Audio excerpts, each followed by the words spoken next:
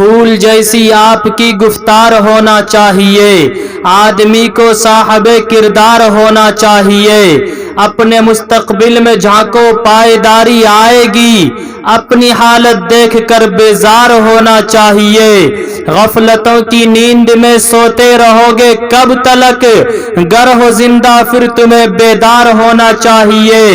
ہندوستان ایک جمہوری ملک ہے، جمہوری آئین کے تحت ہر ہندوستانی شہری کو حکومت کی ہر پالیسیوں پر نکتہ چینی کرنے کا حق حاصل ہے اور ان کی سرگرمیوں میں حصہ لینے کا حق حاصل ہے اور انہیں مذہبی آزادی حاصل ہے، اسے کوئی بھی روزگار اختیار کرنے کا حق حاصل ہے۔ لیکن افسوس صد افسوس، ہم سے ہر چیز کا حق چھینا جا رہا ہے۔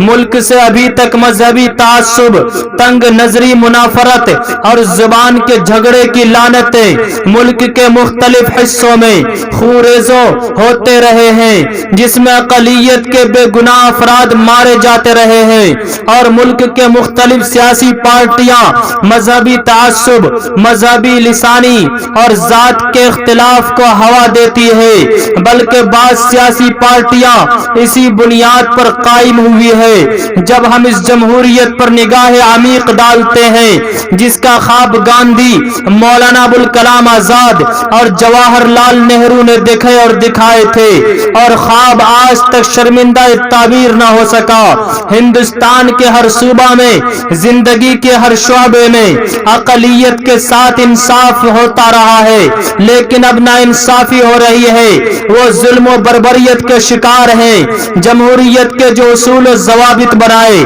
جس کی بنیاد اصل امن ہے، لیکن اس کے برعکس جمہوریت کا ننگا ناچ ہو رہا ہے اور ہم لوگ تماشائی بن کر دیکھ رہے ہیں۔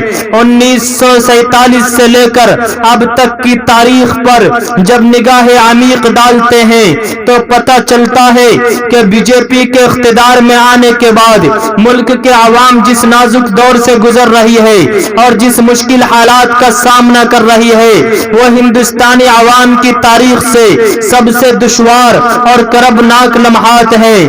ابھی پورے ہندوستان میں انتشار ہے، ہمیں اس بات پر مجبور کر رہا ہے کہ جمہوریت انسانیت کی بنیاد پر لوگ اس پلیٹ فارم پر آ جائیں۔ نہ سمجھو گے تو مٹ جاؤ گے اے ہندوستان والو، تمہاری داستان تک نہ ہوگی داستانوں میں۔ میری رائے یہ ہے کہ ٹی وی چینلوں پر خاص کر ہمارے دینی علماء کو اس پلیٹ فارم پر جانے سے خود کو رکنا چاہیے۔ ان پلیٹ فارم پر صرف اور صرف سیاست داں ہی تشریف لے جائیں تو زیادہ بہتر، یہ چاہے وہ کسی بھی مذہب سے تعلق رکھتے ہوں۔ دوسری بات یہ کہ مسلمانوں کی بہتری اسی میں ہے کہ مسلمان اپنے مسائل کا حل خود تلاش کریں۔ جہاں پر مسلمانوں کو اپنے مسائل سے متعلق حکومت کی ضرورت محسوس ہو، وہاں پر حکومت سے رابطہ قائم کرنے میں کوئی حرج نہیں ہے۔ قرآن کہتا ہے، ایمان والو تم تجسس مت کرو، کسی کے ٹو اور کھوید مت کرو، اگر کسی کی عیب تلاش مت کرو، تم اگر کسی کے کرو گے اور کسی کے اندرونی معاملات کے اندر تم پڑو گے، اس طرح تم بالکل مت کرو۔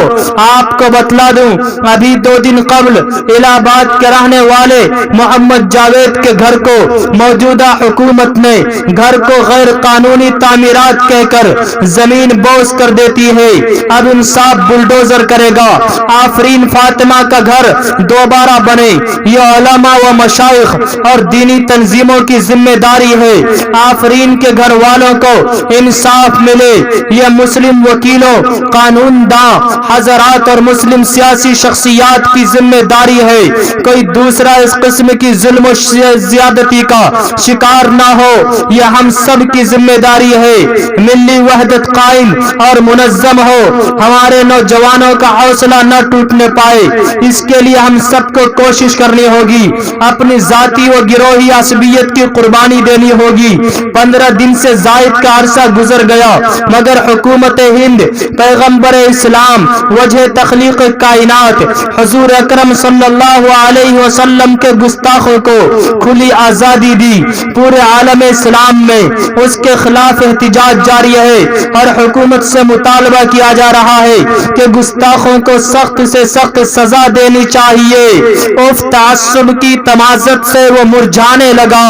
تبت صحرا میں لگایا تھا جو آزادی کا باغ، عندلی بانے چمن تو سب چمن سے اڑ گئے.